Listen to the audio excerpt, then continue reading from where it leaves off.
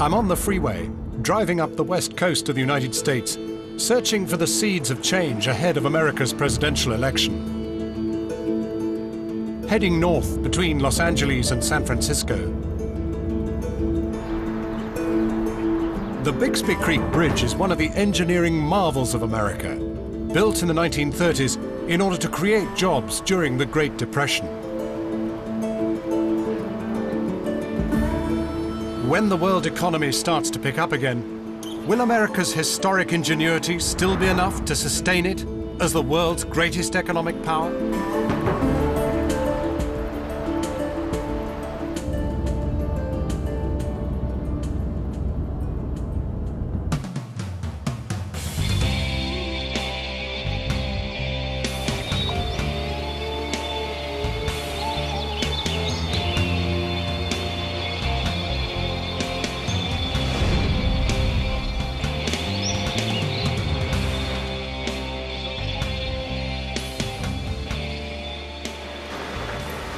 Absolutely sensational. I mean, I'm not a sports car freak, but this was magnificent. I mean, from 0 to 60 in 3 seconds, whoosh!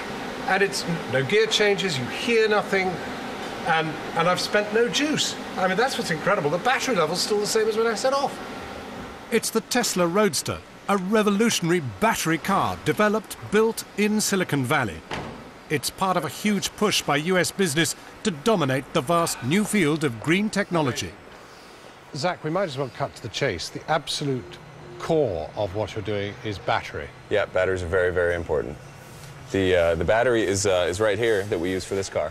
It contains 6,831 lithium-ion cells, and that battery allows us to drive 244 miles on a single charge.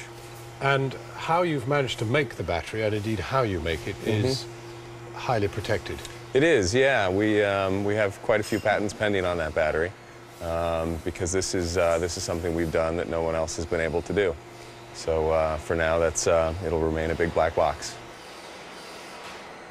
America's world-beating economy was launched on names like Ford, Chrysler. Now Tesla is hoping it will be the big name in the new economy.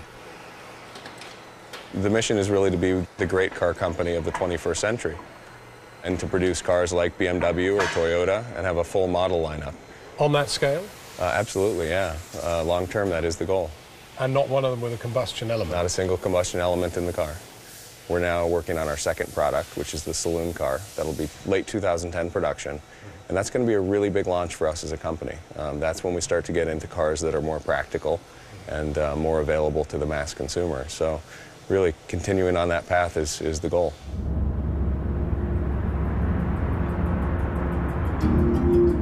I've reached San Francisco, and all around I see the green shoots of new energy companies springing up. But in the middle of a financial crisis, is anyone going to invest in new ideas? I'm off to meet one of the most famous American venture capitalists. He's an Indian immigrant, a new American, and co-founder of computer giant Sun Microsystems. America attracts the best brains from all over the world. They all want to come here. They're looking for a green revolution. And have you found it? There is no question in my mind that we've been living in a world without paying attention to sustainability. And some people view that as a problem. I view it as an opportunity, because every big problem is an opportunity. That's very much the Silicon Valley mindset. The bigger the problem, the bigger the opportunity, and it's especially suited to America if two things are important in the solution to the problem. One is innovation, and the second is entrepreneurship. It's a tall order to ask venture capitalists to take a gamble in an arena where there really is an enormous amount of untried technology and where there could be really much more failure than there's ever been on any project before. I think that's where the US is fundamentally different than the rest of the world. We won't fund a project that's almost certain to succeed. We only fund the projects that have a pretty high probability of failure. My philosophy is the willingness to fail gives me the freedom to succeed. I'm on the road again, using old-fashioned oil, I'm afraid. But you know, the quest to wean the US off dependence on foreign oil is a massive election issue. But green energy also offers America the chance to invest in new technologies that the rest of the world will be happy to buy and depend upon. One of the companies Wiener Krösler is investing in is playing with something California's got a great deal of: sun.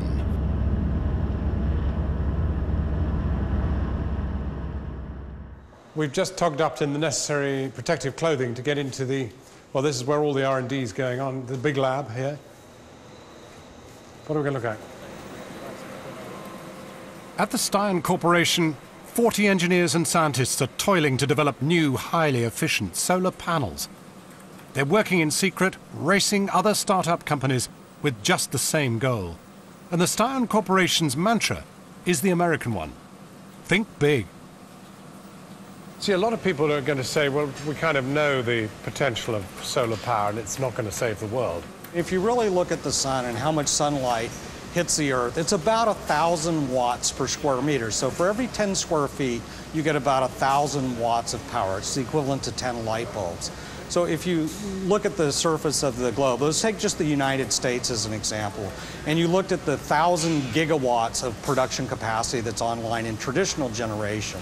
If you wanted to replace all of it, if you took 10,000 kilometers square, which if you looked at a map as an example, would look like a postage stamp in Arizona, you could literally power the entire United States.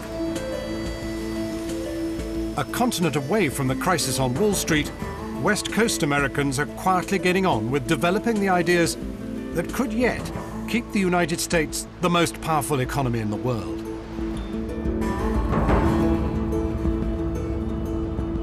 Coming up, my West Coast journey takes us into the country's northwest, where young Americans are finding new ways of living, and to Seattle, America's gateway to China.